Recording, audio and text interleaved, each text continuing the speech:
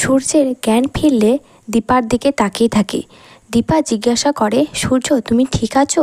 সূর্য দীপাকে বলে, তুমি আমার নাম ধরে ডাকলে দীপা? আমার অনেক দিনের ইচ্ছা তুমি আমার নাম ধরে ডাকবে। এদিকে ইরা হসপিটালে এলে লাবণ্য আর বাকিরা ইরাকে সূর্যের কাছে যেতে দেয় না। ইরা বলে ও ঠিক ফিরে আসবে। যাওয়ার সময় ইরা মিসকাকে দেখতে পেলে বলে, তুমি মিসকা, তুমিই তো খুব ডেঞ্জারাস। মিসকা লাবণ্যকে বলে, সূর্যের আরও একটা ওয়াইফ আছে বলেননি তো, তার ওপর মিসকার সাথে বেবি। অন্যদিকে কেবিনে দীপা কেঁদে ফেলে আর বলে, আপনার সব মনে পড়ে গেছে? বাড়ির সবাই কেবিনে আসে। সূর্য বলে, আমি কি কলকাতায় আছি? আমি তো মোহনপুরে ছিলাম। লাবণ্য বলে, মাঝে অনেকটা সময় পেরিয়ে গেছে, বাড়ি গিয়ে সবটা বলবো। সূর্য দীপাকে বলে, আমার জন্য সবাইকে কষ্ট পেতে হয়েছে।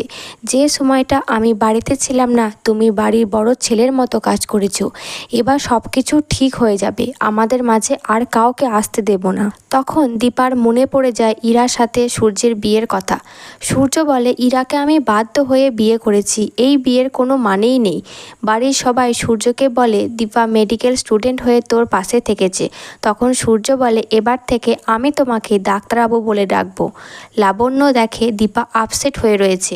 দীপা লাবণ্যকে বলে, এতদিন মনে হচ্ছিল পুরনো দিনগুলো ফিরে এসেছে, কিন্তু আজ থেকে আবার বাস্তব জীবন।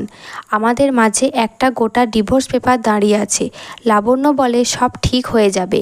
বাইরে সূর্য মিসকাকে দেখে উত্তেজিত হয়। বাড়ির সবাই সূর্যকে বোঝায় ও টিস্কা, মিসকা মারা গেছে। সূর্য দীপাকে জিজ্ঞাসা করে, তুমি কি বিশ্বাস করো ও মিসকা নয়? দীপা বলে, না।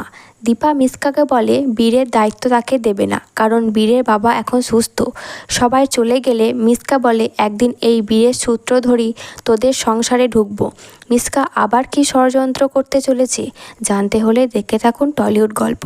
আর অনুরাগের ছোঁয়ার পরবর্তী এপিসোডগুলি দেখার জন্য আমার চ্যানেলটিকে সাবস্ক্রাইব করে পাশে থাকা বেল আইকনটি ক্লিক করে রাখবেন। আর ভিডিওটি ভালো লাগলে অবশ্যই একটি লাইক করবেন।